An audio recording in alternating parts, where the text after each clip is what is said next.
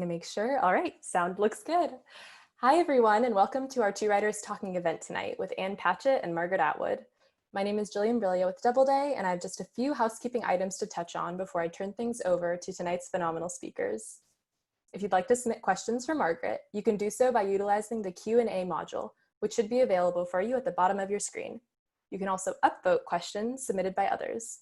You can activate the Zoom chat, which should also be at the bottom of your screen, and comment along with the conversation. We would suggest toggling your chat from all panelists, which is the default, to all panelists and attendees. That will make your comments available to the whole group and perhaps spark some friendly discussion. Now I'm going to ask Anne and Margaret to start their microphones and cameras and come on to the digital stage. While our speakers are getting settled, I'll mention that Ann Patchett is a New York Times bestselling author and winner of the PEN/Faulkner Award, as well as the Orange Prize for Fiction, both for her novel, Bel Canto. Her other books include The Patron Saint of Liars, Taft, The Magician's Assistant, Run, State of Wonder, Commonwealth, and The Dutch House. She's the co-owner of Parnassus Books in Nashville, who's co-sponsoring this event alongside McNally Robinson.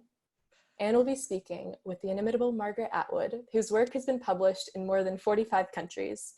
She's the author of more than 50 books of fiction, poetry, critical essays, and graphic novels. In addition to The Handmaid's Tale, now an award-winning TV series, her novels include Cat's Eye, shortlisted for the 1989 Booker Prize, Alias Grace, which won the Giller Prize in Canada, and the Premio Mondello in Italy, The Blind Assassin, winner of the 2000 Booker Prize, Oryx and Crake, shortlisted for the 2003 Man Booker Prize, The Year of the Flood, Mad Adam, and Hagseed. She's the recipient of numerous awards, including the Peace Prize of the German Book Trade, the Franz Kafka Prize, the Penn Center USA Lifetime Achievement Award, the Booker Prize, and the Los Angeles Times Innovators Award. In 2019, she won the Man Booker Prize for The Testaments, out in paperback today, from Parnassus for American readers and McNally Robinson for Canadian readers. All right, with all of that, I'll now turn things over to Anne. Thank you, Jillian. That was so nice. We could have just really spent the entire hour listening to Margaret's awards. I always No. feels like my own obituary. So I want to start by telling a story about this book, which is I was in London the night it was published, and I went to Waterstones to witness the Lollapalooza. And I got there, I got in the door and thought, oh, forget this, and went back to my hotel. I probably came at about 9:30 at night. It was the equivalent of the release of the last Harry Potter novel. And you came on at midnight, long after I had gone to bed. But there were 5 floors of people doing Margaret Atwood tributes, people dressed up in costumes, people lined up around the block in circles to see you. You stayed until 2 or 3 o'clock in the morning. I came back to Waterstones at 9 o'clock the next morning to do a podcast. Everybody was hungover, the store was trashed, and I was in a freight elevator with some of the managers, and I said, oh boy, I wish I had had the fortitude to hang out and get a signed copy. And the guy said, there is one left, and they gave it to me with this great green ribbon. So that was huge. And it really, it made me wonder, something like that can happen for Joe Rowling, and maybe it can happen for Neil Gaiman. I don't think that it happens for any literary novelist, and I don't think it has ever happened. I mean, maybe Dickens had some Dickens equivalent of something like that, but is there anyone but you who occupies both high art and the rock star thing? You know, I think there used to be. Remember Life magazine? Sure. Maybe you're kind of too young for No, that. I'm not at all. Okay, so Life magazine used to be able to do that for writers. So you probably remember when they had a, because I was really quite young at that time, but they had a spread on Hemingway. So Hemingway was kind of in that category, I would say. Faulkner was in a strange kind of way. So they were sort of pop stars before they were really pop stars exactly. They weren't movie stars, but they weren't obscure. And even some poet, for instance, Robert Frost, in that time, Marianne Moore to a certain extent. So it used to happen, and I think I can probably name the date when a writer was last used to advertise something. And that would have been pipe tobacco.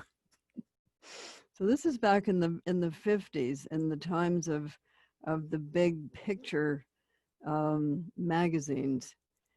But after that, then no, it didn't. It wasn't quite like that. Although the beats, I think, the beat poets had that sort of status. But if you're thinking in our day, I think there's been an unfortunate split between what we think of as popular fiction and what we think of as literary fiction. And some of the writers of whom I'm speaking occupied a middle ground. So they were popular, but they were also literary. And I think that's one of the things that has been lost sight of, partly because of the way books are placed on shelves in bookstores. Oh, tell me about that.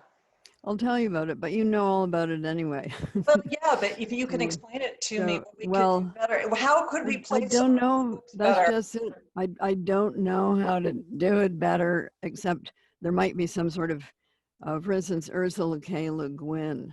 You could hardly say she's not a literary writer. She's a very good writer. She's not writing, throwaway. She was very serious about what she did, but she always got put on the science fiction or the fantasy, and that made people think she wasn't serious. But that wasn't true. She was completely serious. She was just using a different form, a form that had been downgraded in the mind of somebody or other. I think it's now sort of being upgraded again.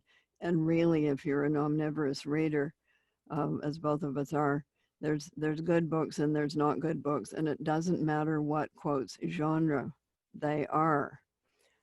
So it might be fun to just intersperse, some of the books into different categories, because a lot of them fit several different categories.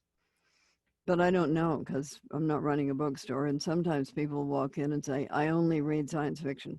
Don't show me anything that isn't that. Or they would say, I only read books about teenage ninja turtles, whatever it may be. They're very specific.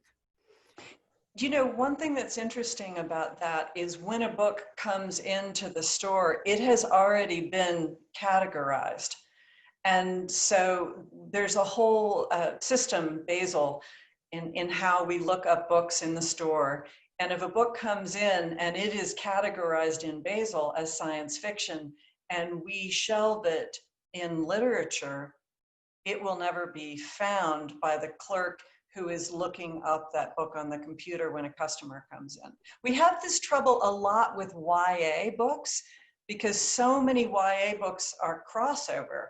And they don't want to go into the young adult section. And there are books that you think, oh, well, we should shelve this over in adult literature, but then you can't find it.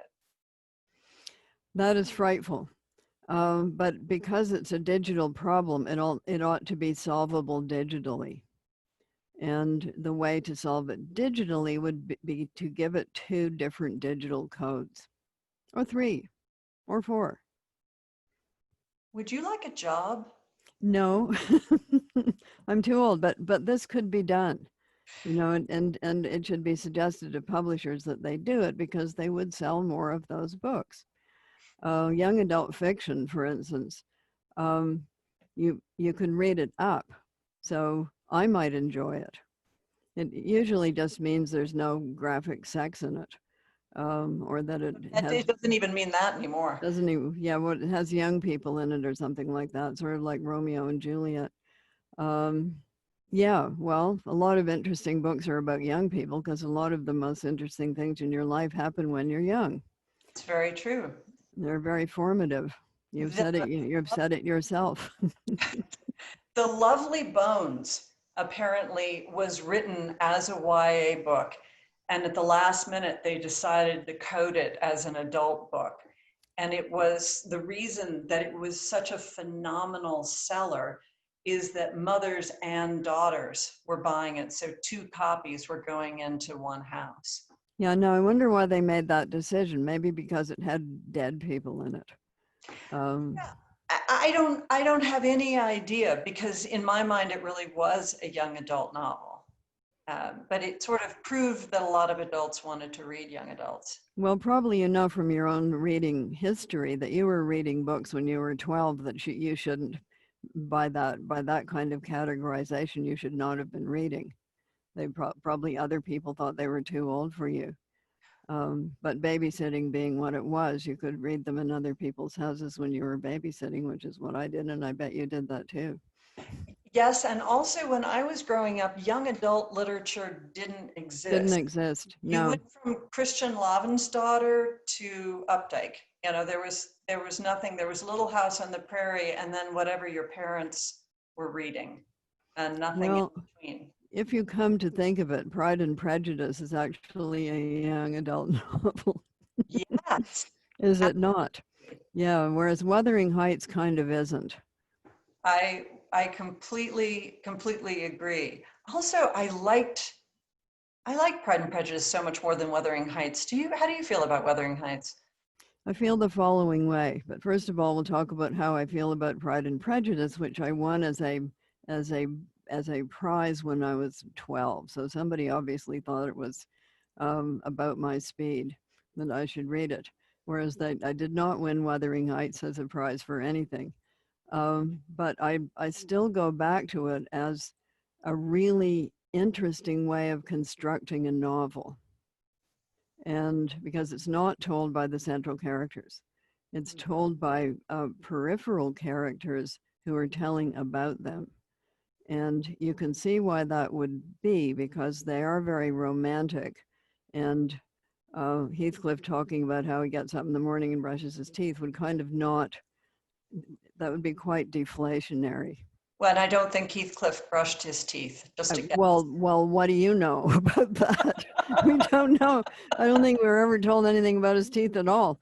But we know he's very dashing. So he must have had nice teeth, don't you think? Well, or some teeth. He must have had some teeth. Yeah, anyway, but I think my point being is that if you get too close on a realistic level to these romantic, larger than life figures, they deflate. So it's very smart to tell it from the 2 peripheral figures, and also she starts in a present and then goes back in time. So I think it's very interestingly constructed. But both Mr. Darcy and Mr. Heathcliff are quite bad models for boyfriends. yes. You know, I think you could make quite a few mistakes thinking that that is the kind of person you should be interested in.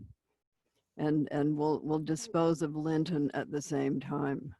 I don't have much time for him either. But nonetheless, they're very, this was early in the days of novel writing, was it not? And I think Wuthering Heights is genius in that respect. Do you reread a lot? I reread some. What do you reread? Oh, whatever might come to hand. For instance, what was I rereading? Well, I have reread Wuthering Heights quite recently. For that reason, I wanted to take another look at how she put it together. Mm-hmm. And you think, how did this happen? You know, she's stuck out on the moors, and really not a lot of, but she was a big reader, of course. We learned from other writers a lot. Yeah, so I do reread. I was rereading you Mm. just yesterday. Oh, she said, oh. You know, it's the thing about owning a bookstore that's just gone for me. I used to reread, and now I feel like I don't read anything. I'm reading a book right now that came out in March, and that seems so scandalous to me because everything I read is going to come out 4 months from now, 6 months from now. I used to read James. I mean, I could read James just over and over and over again. Gone, absolutely gone. It'll come back. I'm standing in a raging river of books, and every moment that I think, okay, now I'm caught up, now I can read this, it's gone because there's a whole new flood. So do you think your brain is turning to mush? You know, I don't think my brain is turning to mush. It's been a very interesting experience because I am starting to see fiction, how fiction is fashion, which I never really understood before because I read all over the place. You know, I would read The Blind Assassin, and then I would read on The Awkward Age, and then I would read Elizabeth McCracken's new novel. And, you know, I was all over the place all the time.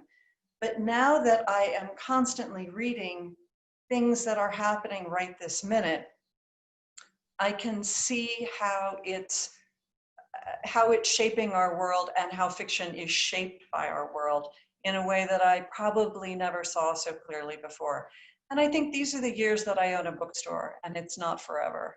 At some point, I will crawl back into bed with James, and all will be So well. how many years have you owned the bookstore? It's been a while. It's been 9 years, but it That's quite feels, a long time. I know, but it feels time is going so fast.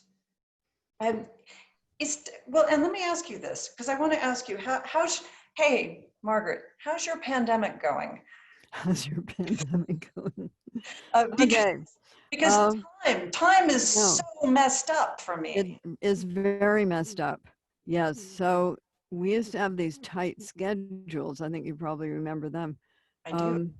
And we rushed hither and thither, and we're not rushing hither and thither anymore, and our schedules are somewhat different. So something strange has happened to time, and you sometimes have a little bit of trouble remembering just how long we've been doing this pandemic thing. So my pandemic began, I was in New Zealand and Australia rushing around Oh, as wow. one does, and then I rushed off to Ireland, and I did my event in Ireland in Galway, luckily not at the center, it's off to the side. And I left on March the 10th. Mm. I went back through Heathrow, which was empty. There was nobody there. And on the 13th of March, the spike in Ireland went up like that. So I feel I dodged a bullet. And I dodged another one because when I landed at the Toronto airport, it was packed with people hurrying to get back.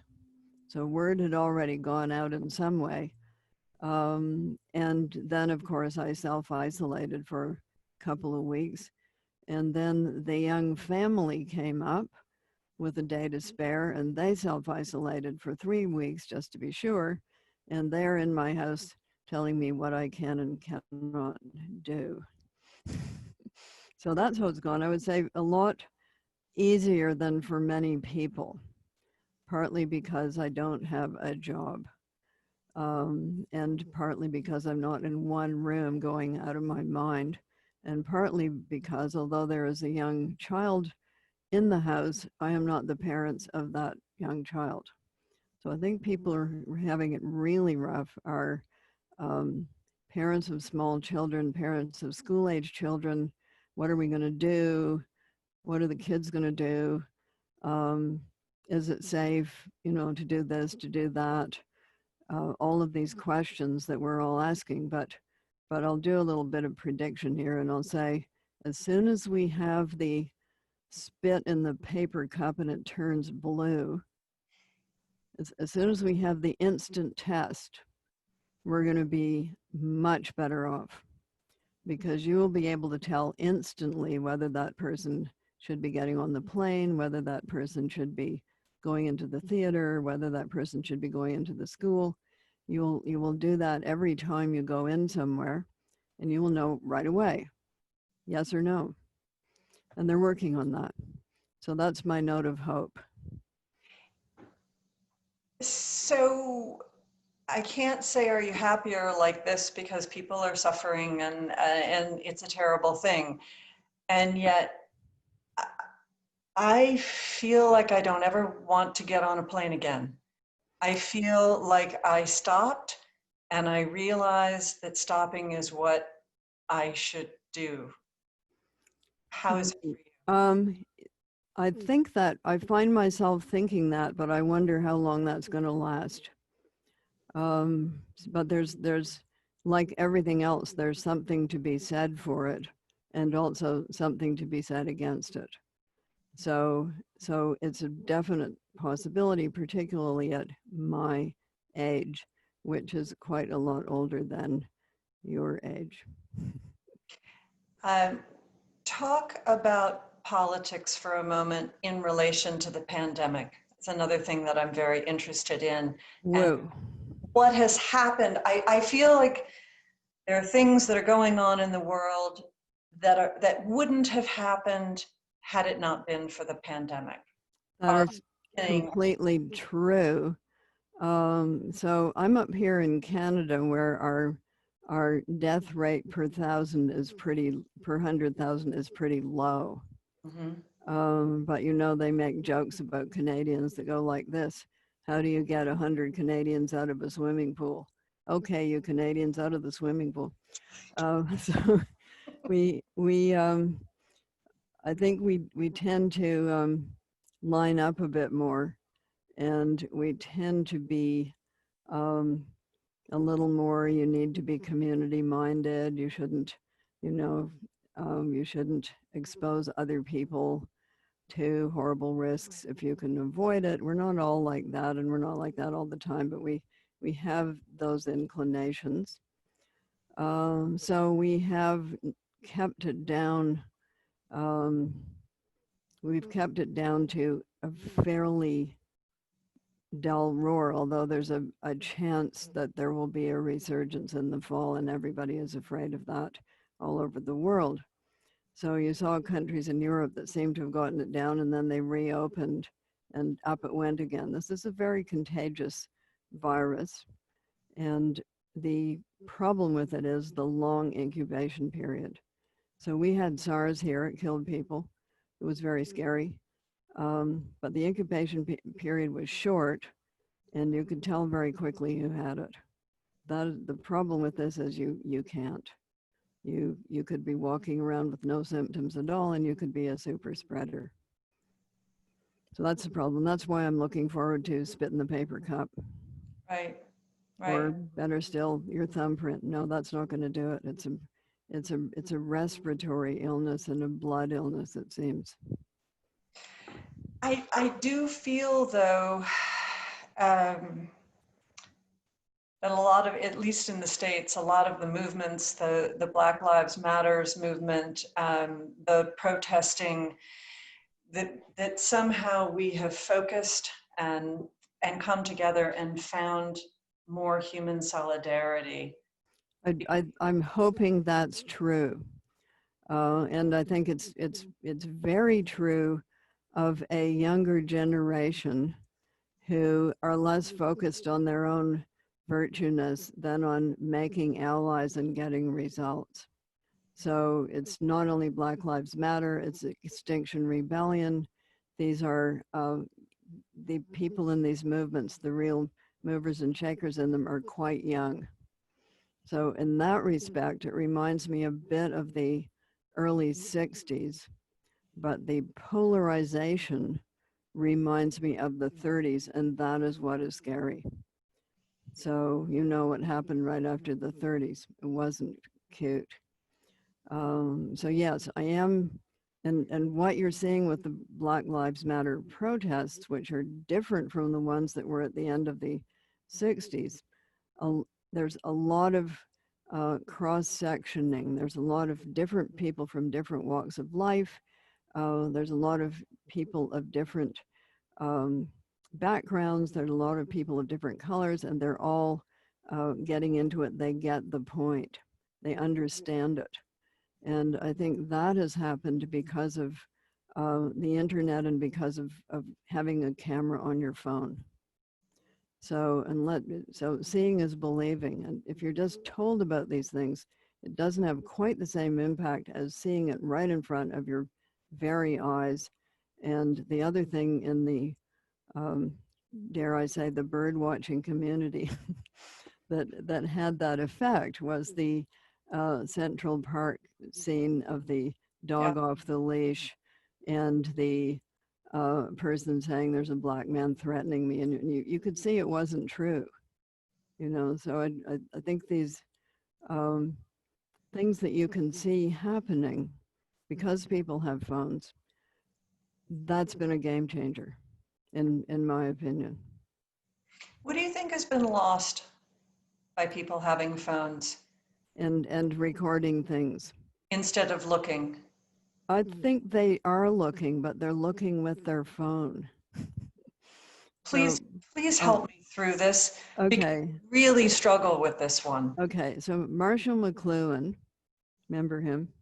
Yeah. Said that every human technology is an extension of a human sense. So, you know, you and me going on the Zoom thing, that's an extension of eyes, ears, and talking. Mm-hmm. So we're able to do this because the technology is allowing us to extend those things, those functions. I can see you, I can hear you, and I can talk to you. So a phone is an eye, and but it's a recording eye. So it's a combination of an eye and, dare we say, a recording device such as writing. So you're seeing with this extension of your eye, but you're also recording. So you're making a record. So I wouldn't say people have stopped seeing any more than they stopped seeing when they were using cameras that weren't on their phones. They were seeing through their camera. And so it is with the camera on their phone. I am a camera. Yeah. Did you know Grace Paley? I didn't know her personally. I think I may have met her once, but I certainly read her. And I recently reviewed a book in which she appears, which is called The Equivalence. It's about the starting of the Radcliffe Institute back in the early 60s. Oh. Remember it? Remember, maybe not. Anyway, I was living. I was at the Radcliffe Institute. Yeah, a bit later, and a bit later, yeah, right. So I was there about 2 blocks from where all of that was starting, but I was a grad student, so I had no idea that it was starting. But it was right there in the Radcliffe Quad, and I was living on something called Appian Way, which is that street that runs right along beside it. And I was living in a graduate student residence, which was an old house, which was part of the model for the house that I put into The Handmaid's Tale. Incidentally, I used the fan light. I just watched the documentary about you, and which I loved. And you said that The Handmaid's Tale was really about the English department at Harvard. No, somebody else said that. Somebody who had been at the English department at Harvard said, hasn't anybody pointed out yet that this is about the Harvard English department? Ha ha ha. It was a joke. But okay. At that time, the Harvard English department didn't hire female professors because they had standards. But you know what? It meant that as a graduate student, it was much easier to pass your PhD than it was if you're a man, because you weren't the competition. And we used to make a joke that all you really needed to do was stuff a pillow up under your dress, and you'd be in and out of there in 5 minutes, because they would be so terrified you're going to give birth right in front of them. But that was just, juvenile joking around. So the Harvard English department wasn't really like Gilead, except in the gender bar.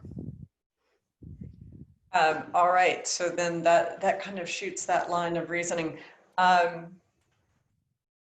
me ask you though about, you say something in the documentary about the threat of the right, but then also the threat of the far left. Well, that is because being interested in totalitarianisms as I am, there have been both kinds. Right. So what was the USSR? It proposed itself as, a lot of these things start out as, we're going to make things so much better, because they're postulated on the linear line, what am I saying? On the line rather than the circle, which is the way Christianity is arranged. And it probably wouldn't have been arranged that way if people had not invented the Codex book. So before that, it was a collection of scrolls. Once you have the Codex book, you had to put them all in an order. So in order. So that's where you get in the beginning, and then you get revelations at the end, and there's a line that goes through. Things that are derived from that, such as communism, such as people who say you're on the wrong side of history, they're believing in the line. They're not believing in the circle. Some religions are circular. Things recur. They go around like that. But if there's a line, there's a beginning, there's an end, and then there's this road to the Emerald City of Oz, and there's only one road, and you need to be on that road. And if you're not on that road, you're a heretic. So burn you at the stake, or send you to the gulag, or send you off to Mao's re-education camps, to which a lot of people were indeed sent. So that's what people are talking about when they talk about left totalitarianisms, the most extreme of which would have been Pol Pot, kill anybody you can read. But then you have the right, and on the right you have people who are equally awful and do just the same kind of things, actually, but under a different slogan. So then you have your Pinochet, and you have your Argentinian generals, and you have your Hitler, and you have your Salazar, and you have your Franco, and you have your Mussolini. And those would be totalitarianisms of the right. And they all have something in common, in that there is this right road that you have to be on. And if you're not on it, off with your head. So that is what I mean. And who's to say I'm wrong? Certainly not me. There was a controversial letter that Harper's Magazine published and you signed, which I read and seemed just about as straightforward and self-explanatory as anything, and yet then there was a great explosion of protest after that. And but who was doing the protesting, and why, and what did they think that letter said? So I think what is under discussion is, are human conversations possible? Or must we all just live in a land of slogans, in which case, as Orwell said, it's just a question of who's got the biggest megaphone. So what I'd like to ask about anything is it true, to begin with? mm-hmm. And if it's not true, is it fair? Even, is it true? Is it also fair? So you should be able to ask those questions about any topic that comes up for discussion. So is it true that human conversation is not possible? I would say that is not true, because here are you and I having one. I think we're human. Despite the Zoom, Yeah, yes. yeah. So the problem with social media, particularly short form social media, is that it's very hard to have an actual conversation on it, especially if you don't know who anybody is.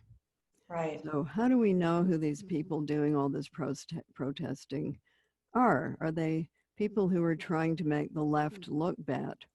Are they plants of Vladimir Putin? Are they well-meaning academics?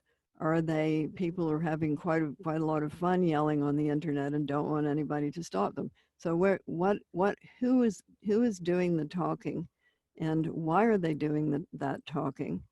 And has it occurred to nobody that some of this is agent provocateur? Has it occurred to nobody? I guess you just haven't read the same number of spy novels that I have, let alone spy novels, just plain old ordinary history. So the second question to be asked is, where do you want to live? You know, what kind of country do you want to live in? Do you want to live in a country in which human conversations are possible or not? Of course, you can't have these conversations if one of the parties is in bad faith. So a certain amount of trust has to be involved, but that entails knowing who the other person is that you're talking to. And that is quite often impossible on social media because you look up the picture of the person and it's a cat. So, so who exactly are you talking about? And is their self-description that they put up, like soccer mom, lover of budgies? Is that true, or is that a front for a Russian bot? You know, Wow. this is just one of the problems. Mm-hmm. So I think the Harper's letter was making a case for human conversations being possible and for good faith. Now, if you want to live in a country in which human conversations are not possible and it's bad faith all around, welcome to a totalitarianism, because that's where you're going to find yourself. End of story. And if you would like to continue your explorations of this, you can, I don't mean you, and I mean whoever's listening, you can get Suzanne Nossel's book called Dare to Speak, which deals with issues of free speech, hate speech, campus speech, and all of these sorts of things that are making people nervous. And far be it from me to be a person who would say, don't protest things that you feel are wrong. I would never say that because I do a lot of it. I get in trouble for that too. Let's talk about trans people just for an instant. No, we won't. We'll do that later. But I say first read the science. You know, first find out what is true before you decide to protest whatever it is. So I'm here to tell you that climate change deniers are lying like that. So that's me protesting. I just did it right in front of you. So there. Do you ever feel like you don't want to spend your energy? You know something is true, and you know that you're going to bring the wrath of the internet down on yourself. You know, I don't give, how can I put this politely? I can't put this politely. I don't. No, no, it's just us. Okay, I don't give much of a shit, and because I'm too old. But I can see why people do give shits, and I can see why they hold back, and here are the reasons they do. Number one, they've got jobs. They can be fired. Number two, they're shy and retiring. And number three, they don't like being, you know, people don't like being yelled at. Of course, nobody does. But I'm kind of beyond that at my age. So I don't have a job. I can't be fired. So I might as well do it for the people who can't. Boy, that fills my heart with love for you. No, it doesn't, because I just don't pay any attention to. Well, I You don't know, pay any attention to somebody it. says, I'm not "You're on a social horrible media. rat bag." You know, what do I care? What do I care if somebody his internet picture is a pair of shoes thinks of me? You know, I just don't. And I actually don't believe that it has anything to do with your age, because it's hard for me to imagine that you cared 50 years ago. I didn't care 50 years ago, but I probably cared. I cared 70 years ago. Okay. When I was 10, I cared. And then you just got it out of your system? Well, I think I probably, you know, I went through the Mean Girls, and there is an Alice in Wonderland moment that I hope comes to everybody, in which Alice says, "You're nothing but a pack of cards. Mhm. You're nothing but a pack of cards." But this is very hard for young people. It's really, really hard if they fall out with their peer group. It's horrible. So my book about that is Cat's Eye, and I know when somebody comes up to me in a bookstore line and says, "I just love Cat's Eye," I know that they knew the dreadful Cordelia. They Yeah. knew that they had the Cordelia experience. But once you've had it, you kind of know what it is. You recognize it.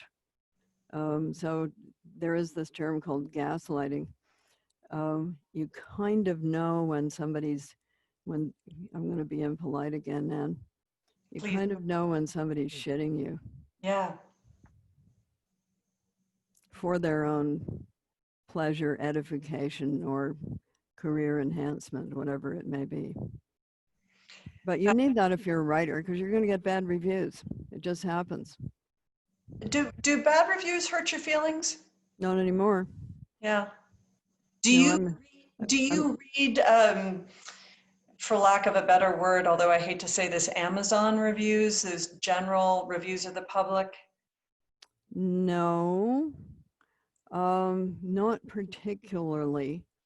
I might come across them in some way, but again, somebody's opinion is somebody's opinion, and opinions are not facts. Just that's another thing that's true. Opinions and facts are two different things. So it's no good having a public debate about the two sides of climate change. Climate change is a fact. You know, if you want to have a public debate about whether the earth is round, go ahead. But it's just, you know, it's kind of useless. So where were we? Okay, the best advice ever was given by John Bunyan in his second installment of The Pilgrim's Progress.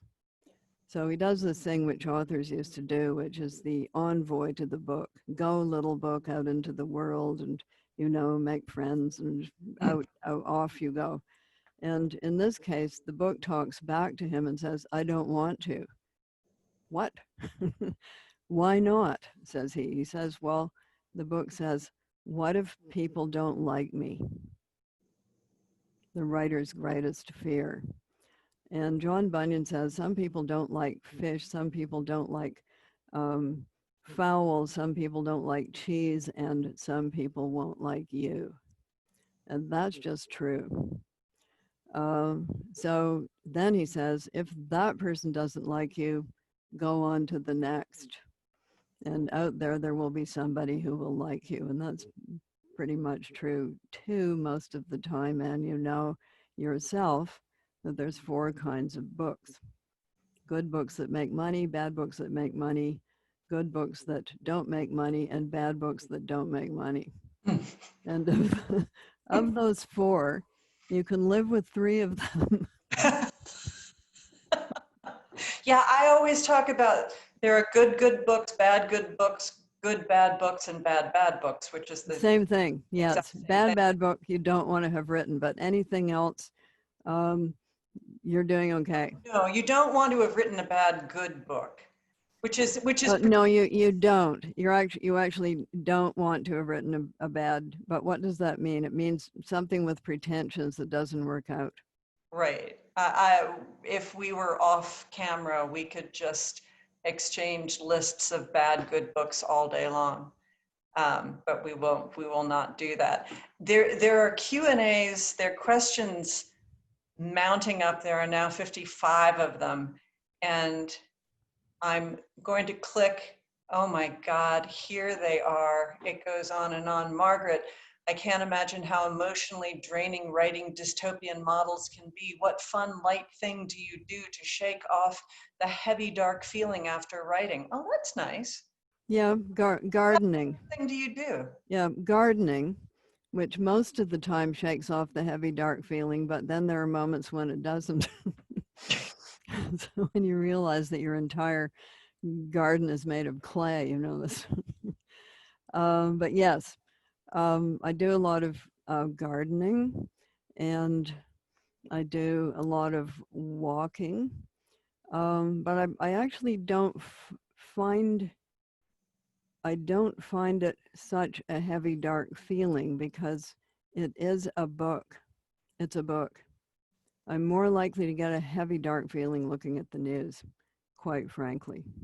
Well, A book you're some in control of, you know. dear Margaret, I'm in a reading slump. Who is your favorite author and/or favorite book? Okay, I never ever do favorites. And Okay. the reason I never ever do favorites is that when my daughter was 7 or 8, she would say, "What's your favorite color?" And you would say blue or whatever it might have been. And then she would, "What's your second favorite? What's your third favorite?" But the worst thing she did was, "What is your favorite of my friends?" What a loaded question. So I said, "Oh, I like them all the same," but that wasn't sufficient. So we had to go on. So I had to pick one. And then she said, "Why don't you like the others?" So if I pick anything as a favorite, the next question is going to be, why don't you like the others? And all of the ones that you didn't pick are going to be mad at you. Books by dead writers included. They're just all going to be mad at you. So I say I have a lot of favorites. That seems very fair. Yeah, so what have I most recently been reading? I've most recently been rereading your book, which I will here give a plug to. You do specialize in these extremely peculiarly arranged families, Anne. Yeah, it's true. I should branch out. Well, you did branch out. That's just it. Okay, how did you? And so did the families. They really branched out. And yes, and I'm going to completely move this back to this long line of questions because now I realize I am 53 questions behind. How did it feel to finally publish the Testaments? Relief, excitement, sadness? Well, by the time we finally published, yes, the writing of it was I'm not actually too sure how I actually did it because at the same time my life partner had dementia and was going, although it had been slow developing in the last little while I was finishing this book, it was going quite rapidly downhill, but he was sleeping quite a bit, so I was writing it while he was sleeping.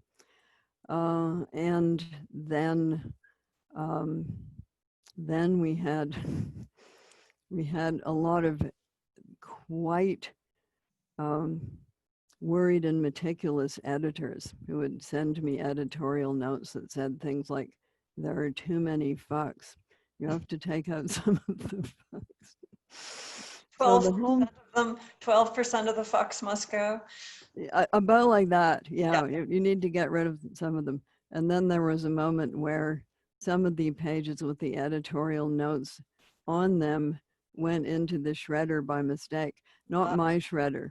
Hate it when that happens. Well, it wasn't my shredder, it was their shredder. And then, of course, we had to rummage around to try to retrieve what it was that she might have written on those vanished pages. So it was quite a lot like that. So I would say by the time it actually appeared, it was a hallelujah moment. But what you're really asking is, after that many years, after 1985, all the way up to now, And having said that I wasn't going to do a sequel, which I wasn't, I could not have written in the voice of that narrator. What was it like to come at Gilead from a different angle? And it was actually quite a lot of fun, because it was that moment in a totalitarianism when things fall apart. So the scary part is when you see a totalitarianism gaining power, but then there's a part when things crumble. They may regroup as in another form, as we have often seen, but there is that crumbling moment. And I had been there when the Berlin Wall was coming down. I was there. I was there before it came down, and I was there right as it was coming down. You could buy pieces of it. Colored pieces were more expensive than plain pieces. And I just know that people went out at night and colored more, as one would. Why did you decide to do the testaments in 3 first-person narrators? Did you think about using an omniscient narrator? I didn't think about it much. I wanted 3 different points of view. Having known people who had grown up in totalitarianisms and then got out, it's very interesting to compare their views of the good things about where they were, because when you're a child, there are usually some good things, and then what you had to get used to. People do things quite differently. So I wanted those 2 contrasting points of view, and I also wanted that person, of whom there have been many in history, who have decided that the regime within which they have a certain amount of power is on the wrong track, and they've got some keys that could help to bring it down. And there have been a number of those people whose stories I've read with great interest.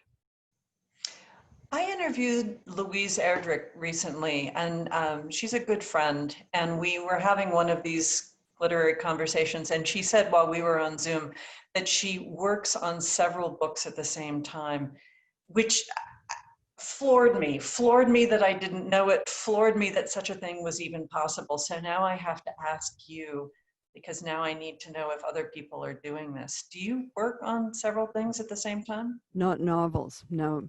Okay. Things, yes, but not novels. No, not at all. They're sort of all in, and of course sometimes it doesn't work, and then you have to throw it all out. I suppose if you have a couple of them going at the same time, you've got a fallback position if one of them really goes off the rails, but I've never been able to do that.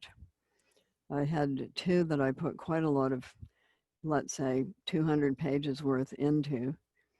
That I think the first one I only managed to use 1 sentence of it in something else. Rats. And the second one I managed to get 2 short stories out of it, but it was a mess anyway. So so that just happens. Sometimes things are just incoherent. Are you writing now? I'm always writing, Ann, but it's a question of what. It is. What are you writing now? That seems. What am I writing now? I'm writing some short stories at the moment. Well, we will then look forward to the short stories. Let me see if I can. Or not, and we don't know whether they're going to work out or not, do we? That's true, we don't.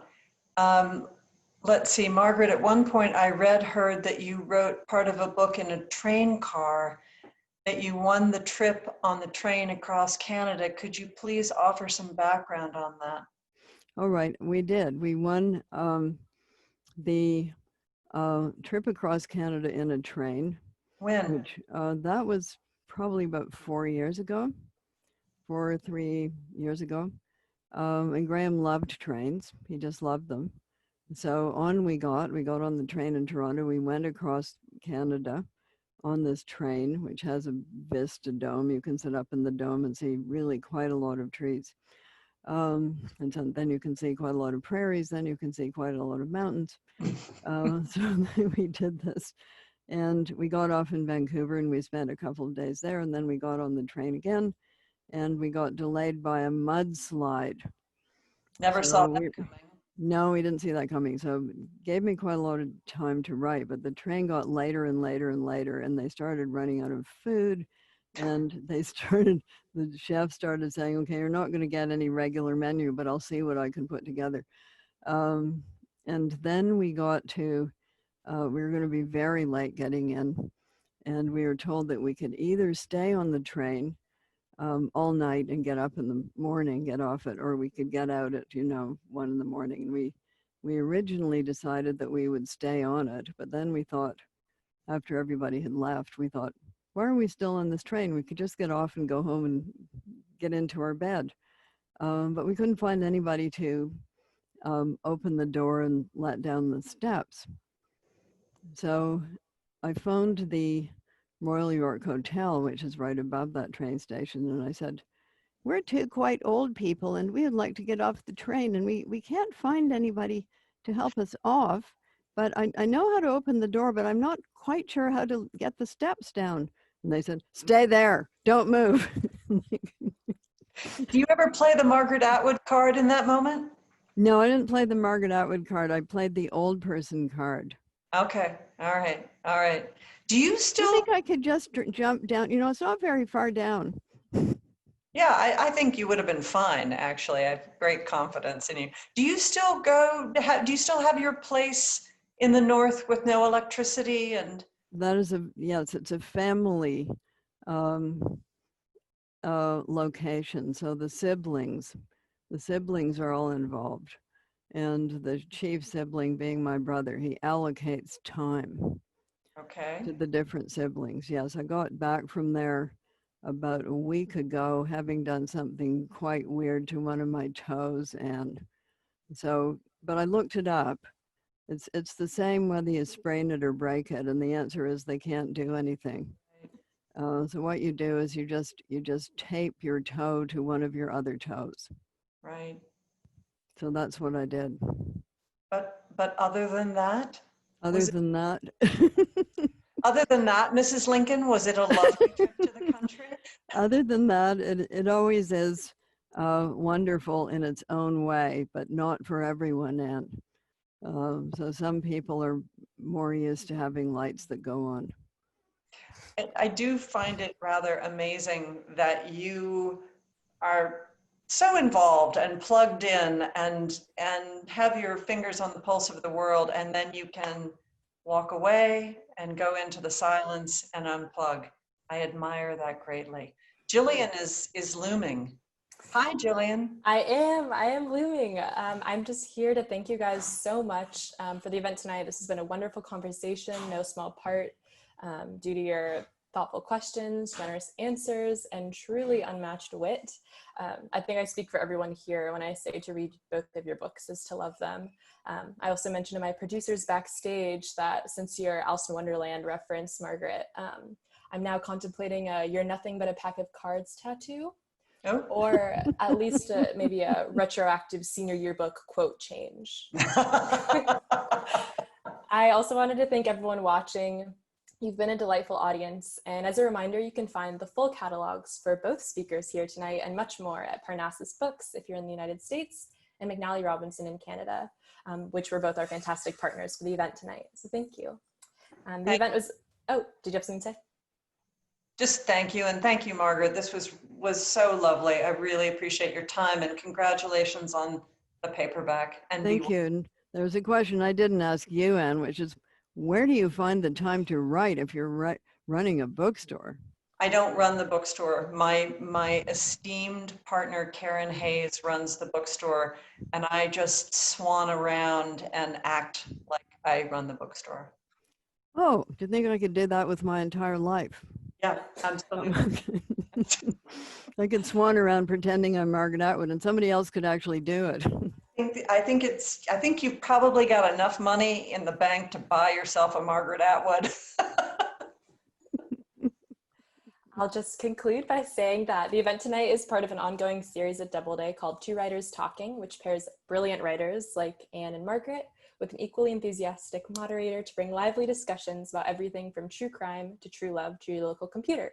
So you can be on the lookout for future events on Doubleday's social media channels and our Eventbrite page. Thank you so much for joining everybody from all over the world, and I hope you have a great night. Thank you. Bye-bye. Bye. Thank you. Bye. Bye. Thank you, Anne. Thank you, Pleasure. Jillian, and everybody. Of course.